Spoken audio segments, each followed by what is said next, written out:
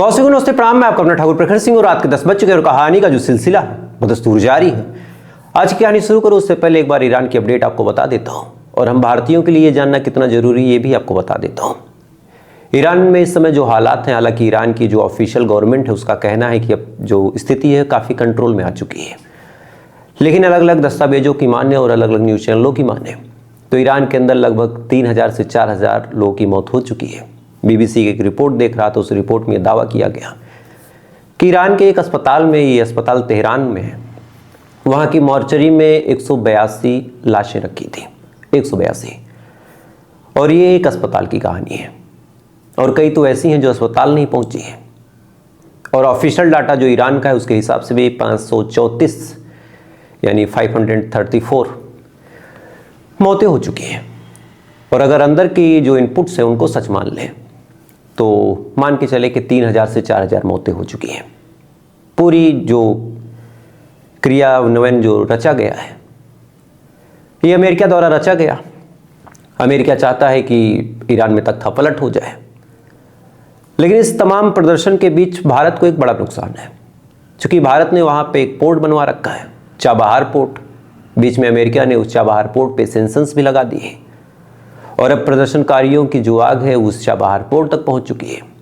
तो ऐसे हाल में भारत ने जो हज़ारों करोड़ फंसाए हैं उसके डूबने का एक खतरा है। अब खतरा है तो फिर भारत करे क्या उसमें, क्योंकि भाई उनके देश का अपना मामला, उसमें भारत कुछ इंटरफेयर कर नहीं सकता। इधर अमेरिका लगातार धमकी दे रहा है और कह रहा है कि अगर ऐसी स्थिति रही तो हम वहाँ पे मिलिट्री एक्शन लेंगे, लोगों को बचाएंगे, जो सरकार है उसको मार के ख़त्म कर देंगे। और जिस हिसाब से वेनेजुएला में अमेरिका ने सत्ता परिवर्तन किया और वहाँ के राष्ट्रपति निकोलस मादुरो को उठा के ले गया, इस हिसाब से अब कुछ भी असंभव लगता नहीं अमेरिका के लिए। क्योंकि उस टाइम जब निकोलस मादुरो को उठाया गया तो लोगों को एक उम्मीद थी कि रशिया कुछ बोलेगा, चाइना कुछ बोलेगा, भारत कुछ करेगा, ईरान कुछ करेगा, लेकिन तमाम लोग खामोश थे। तो खामोशी का नुकसान ये है कि फिर अब उसका मन बढ़ चुका है, वो किसी को भी टारगेट बना सकता है, कुछ भी कर सकता है। और हमारा जो चाबहार पोर्ट फंसा है, तो इस चाबहार पोर्ट को लेके हमें भी चिंता है कि भाई अगर हमारा पोर्ट हमारे हाथ से निकल गया या फिर ठप हो गया, बैन लगा दिया उस पोर्ट पे, तो ऐसे हाल में फिर हमारा हज़ारों करोड़ डूब जाएगा। और जो हमारा उद्देश्य था कि यूरोप जाने के लिए हम यहीं से अपनी चीज़ों को लेके निकल जाएंगे, वो भी काफ़ी घूम के जाना पड़ेगा। तो फिर टाइम भी, खर्चा भी, इफ़िशियंसी भी, तमाम चीज़ें हैं। बहरहाल ईरान की सरकार ने कहा है कि स्थिति वहाँ पे कंट्रोल में है, लेकिन तस्वीरें ये चीज़ें बयान नहीं करती। खैर जैसा भी होगा, अब तो ऊपर वाले की मर्जी पे ही है सब कुछ, क्योंकि ईरान की आवाम अब पागल हो चुकी है। उसे निहाऊ सत्ता को उखाड़ फेंकना है। अब क्या होगा ये आने वाला वक्त बताएगा, और जैसा होगा मैं आपको अपडेट ज़रूर दूंगा। लेकिन आज इसलिए आपको बताया क्योंकि बहुत सारे लोग इस चीज़ को हल्के में ले रहे हैं, लेकिन ये चीज़ हल्के में इस वजह से नहीं चूँकि वहाँ पे हमारा हज़ारों करोड़ का प्रोजेक्ट फंसा हुआ है। खैर, तो फिलहाल एक अपडेट थी। अब आज की कहानी की बात करते हैं। आज की कहानी की बात करूँ तो ये कहानी अपने आप में बड़ी अजीब कहानी है। एक भूत वाला कुआं, एक पर्ची, एक मर्डर मिस्ट्री, कोई सबूत नहीं, कोई सुराग नहीं। एक छोटे से बच्चे ने उसमें कुछ किया, उसके बाद डेड बॉडी मिली, फिर तमाम चीज़ें हुई, फिर ये गुत्थी कैसे सुलझी। अपने आप में बड़ी अजीबोगरीब कहानी है। कहानी मुंबई की है। मुंबई में एक जगह लगती है भिवंडी। कहानी सी भिवंडी की है। बात साल 2023 की है। दरअसल से भिवंडी इलाके में एक कुआं था और कुएं का उपयोग तो अब पिछले 10-20 सालों से बंद ही है। 20-30 सालों से तो एकदम बंद है, उससे पहले गाँव में लोग उपयोग करते थे। ऐसे ही एक छोटा सा कुआं, ज़्यादा गहरा था नहीं, लेकिन इस कुएं के बारे में आसपास के इलाकों में ये र्यूमर था कि जो कुआं है ये भुतहा है, यानी इसमें रात में कुछ आवाज़ें आती हैं, साथ ही इसमें कुछ अजीब अजीब हलचलें होती हैं। इस वजह से ज़्यादातर लोग उस कुएं से दूर रहते थे। अपने बच्चों को भी लोगों ने बता रखा था कि भाई इस कुएं के पास मत जाना, इसमें भूत है, चुड़ैल है, जाओगे खींच लेगी। तो बच्चे भी दूर रहा करते थे। ऐसे ही साल 2023 की बात है। कुछ बच्चे वहाँ पे खेलने के लिए जाते हैं। अब कुछ बच्चे ज़्यादा शरारती होते हैं, तो उनके दिमाग में आया कि क्यों ना इस कुएं के पास चलें और एक बार अंदर झांकें। बाकी बच्चों ने मना किया। लेकिन ये बच्चा जिद पे अड़ गया। बाकी बच्चे बस देखते रहे। उसके बाद ये कुएं के पास गया। कुएं में इसने एक पत्थर मारा तो बहुत कम गहरा था, लगभग 5 से 6 फीट। अब इसके दिमाग में आया कि क्यों ना मैं एक मिसाल कायम करूं, एक बार इस कुएं में उतर जाऊं। कुएं में उतर जाऊंगा तो बाकी जो ग्रुप के बच्चे हैं उनमें मेरा दबदबा होगा। इसके बाद ये बच्चा कुएं में कूद गया। अब जैसे ही बच्चा कुएं में कूदा, आसपास जो तमाम बच्चे थे वो भाग के कुएं के अंदर झांकने लगे, चीखने लगे। बच्चा आराम से पानी के अंदर खेल रहा है और कह रहा है कि यार तुम लोग फालतू डरते हो, इसमें तो कुछ है नहीं, हाथ दो मैं निकल रहा हूं। अब बाकी बच्चों को भी चीजें नॉर्मल लगने लगी। इसी दौरान अचानक से इस बच्चे का पैर किसी चीज से टकराया और इसे ऐसा लगा कि जैसे कोई पानी में इसे खींच रहा हो। अब ये चीखने लगा। चीखने के दौरान इसने हाथ पांव झटके तो पानी में जो चीज थी वो अचानक से ऊपर आ गई और जैसे उस चीज को इस बच्चे ने देखा, देखने के बाद बदहवास चीखा और आसपास के तमाम बच्चे भी चीखने लगे। जैसे तैसे करके शर्ट से, टी शर्ट से, जीन्स की मदद से इसको बाहर खींचा गया। तमाम बच्चे वहां से 9 2 11 अपने अपने घरों पे। जो भी पहला शख्स मिला उसने पूछा क्या हुआ। इन्होंने बताया कि कुएं में एक आदमी है और भूत है और हमने उसका हाथ देखा। अब ये चीज जब कोई आदमी सुनता है तो उसको लगता है कि बच्चे ऐसे डर गए होंगे, लेकिन जब हर लड़के ने वही सेम कहानी बताई तब लोगों का ध्यान चकराया। उन्होंने कहा यार चल के एक बार देखते हैं, क्योंकि कहानियां तो हमने भी सुन रखी है।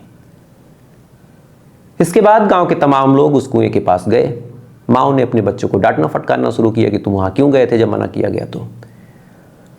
बहरहाल जब गांव के तमाम लोग उस कुएं के पास पहुंचे तो पहुंचने के बाद उन्होंने देखा कि कुएं के अंदर एक डेड बॉडी तैर रही है।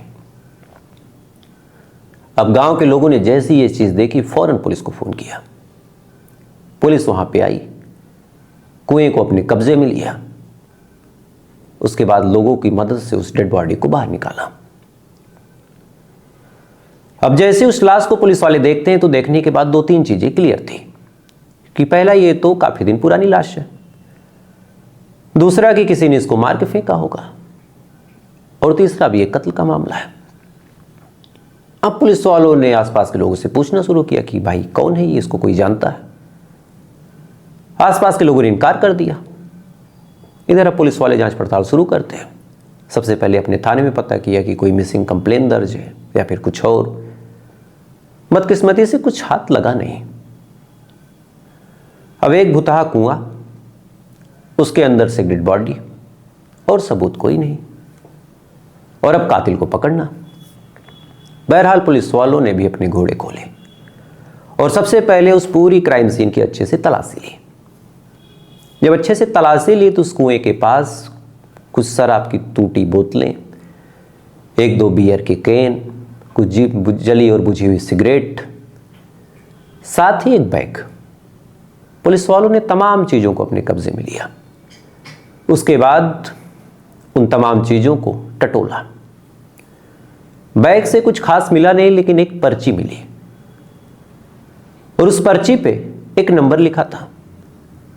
पुलिस वालों की आंखों में थोड़ी चमक आई कि चलो इस नंबर से कुछ मिल सकता है तो मिल जाएगा। फोन किया तो फोन स्विच ऑफ। अब पुलिस वाले फिर अचरज में कि चलो एक गुत्थी सुलझने की हुई, लेकिन इधर फिर फोन स्विच ऑफ। अब करें क्या? घंटों तक फोन किया, हमेशा फोन स्विच ऑफ। एक दिन बीत गया, अब क्या करें? इसी दौरान पुलिस वालों के जहन में ख्याल आया कि क्यों ना इस नंबर की कॉल डिटेल निकालें। भाई ये नंबर स्विच ऑफ है तो किसी ने तो कभी इससे बात की होगी, उससे पता करेंगे ये नंबर किसका है। कॉल डिटेल निकाली तो लास्ट में जो फोन आया था वो इनकमिंग कॉल था। तो पुलिस वालों को लगा कि भाई इनकमिंग है तो कोई जान पहचान वाला ही होगा। उन्होंने उस नंबर पे फोन कर दिया। फोन किया तो एक आदमी ने फोन उठाया। पुलिस वालों ने पूछा भैया कहां से बोल रहे हो? उसने पूछा आप कहां से बोल रहे हो? इधर पुलिस वालों ने फिर पूरा ब्यौरा बताया कि ऐसी ऐसी चीजें हैं। तब सामने वाले शख्स ने कहा कि साहब मैं बांदा से बोल रहा हूं, यूपी के। पुलिस वालों ने कहा कि यार हम मुंबई में, ये बांदा में, चक्कर क्या है? पुलिस वालों ने पूछा कि आखिर ये नंबर है किसका जो नंबर पर मिला था? तो फिर उस आदमी ने कहा कि अरे साहब ये तो मेरे दोस्त करण का नंबर है। पुलिस वालों ने कहा कि करण कहाँ है, उससे बात करवाओ। आदमी ने कहा कि साहब करण तो कई दिनों से दिखा नहीं है। तब इधर पुलिस वालों ने पूरा मामला बताया कि ऐसी ऐसी एक डेड बॉडी मिली है और उस बॉडी की बैग से एक पर्ची मिली है। आदमी ने कहा कि काम कीजिए, आप उस लाश की फोटो हमें भेजिए। इसके बाद पुलिस वालों ने डेड बॉडी की फोटो भेजी और सामने से उस आदमी ने कहा कि अरे साहब ये तो करण है। यानी एक उत्तर प्रदेश की बांदा का रहने वाला लड़का मुंबई के कुएं में मरा पाया गया। तो आखिर यूपी और मुंबई के बीच उसका कनेक्शन क्या है? अब इस सवाल के पीछे जब पुलिस वाले पढ़ते हैं तो उस आदमी से पूछते हैं कि एक बात बताओ, मुंबई में इसका कौन है? जब यह सवाल पूछा गया तब उस आदमी ने कहा कि साहब मुंबई में तो उसकी ससुराल है। पुलिस वालों ने कहा कि कहां? तो पता चला कि उसकी ससुराल फला एड्रेस पे है। पुलिस वाले उस ससुराल पे पहुंचते हैं और पहुंचने के बाद पूछताछ शुरू करते हैं कि करण कहां है। जब पूछते हैं तो सामने वाले कुछ बताते नहीं है। पुलिस वालों का शक गहरा हुआ। जब गहरा हुआ तो शक्ति से पूछताछ की और जब शक्ति से पूछताछ की तब वो लोग टूट गए। और टूटने के बाद उन्होंने एक ऐसी कहानी बताई जिसको सुनने के बाद कायदे से एक नहीं 2 मर्डर मिस्ट्री सुलझी।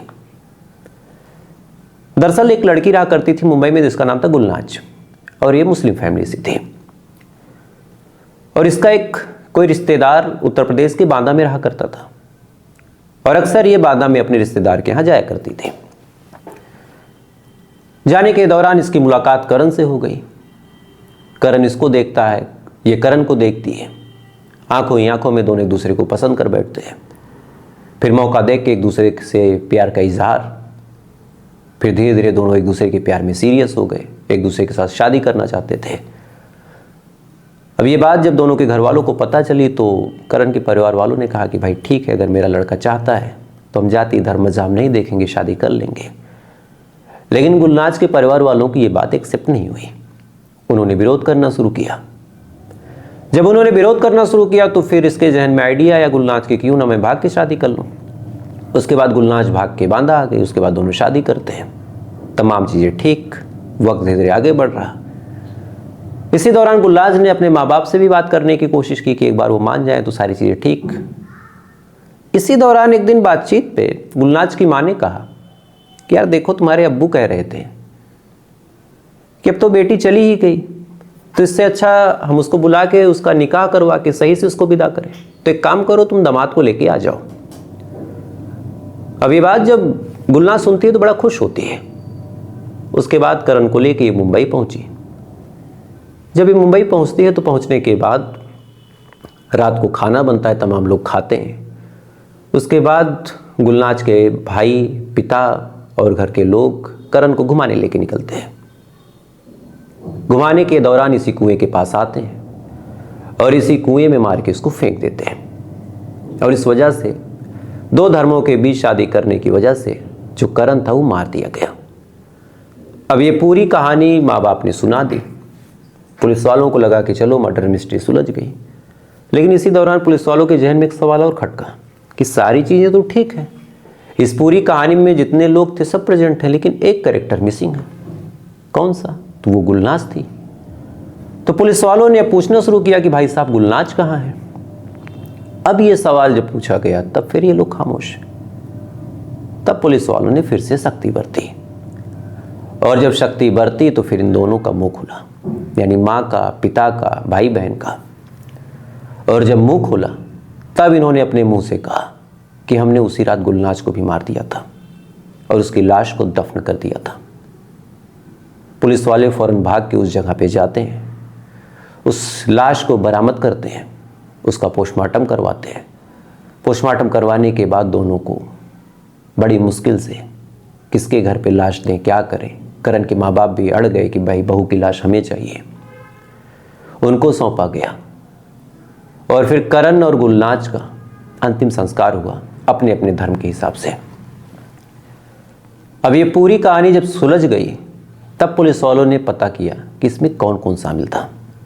तो पता चला कि माता पिता तो थे, लेकिन 3 छोटे छोटे नाबालिग भाई भी थे, 13 साल, 14 साल, 15 साल। उनके भी जहन में माँ बाप ने इतना जहर घोल दिया था कि उनके भी हिसाब से उनकी बहन ने अगर एक हिंदू लड़के से शादी की थी तो समाज में, बिरादरी में, कौम में नाक कटवा दी थी। कहते हैं कि कत्ल करने में नाबालिग जो बच्चे थे, लड़के थे, उन्होंने सबसे ज़्यादा रोल अदा किया था। सबसे ज़्यादा कूद कूद के वही मार रहे थे। तो आप सोच के देखिए कि आज भी हमारे देश में कोई इन खाइयों को पाटने की कोशिश करे। हिंदू साइड से लड़की अगर मुस्लिम साइड जाए तो लव जिहाद का नाम दिया जाता है। मुस्लिम साइड से अगर हिंदू साइड आए तो भगवा लव ट्रैप, और ये सब लिखा पढ़ी की भाषाएं हैं, इसमें कोई छुपा नहीं है। मैं बहुत अपने आप को डिसेंट बना के ये कहूँ कि इन तमाम शब्दों से मैं अवेयर नहीं हूँ, इन तमाम शब्दों को मैं नहीं जानता, तो ये झूठ होगा।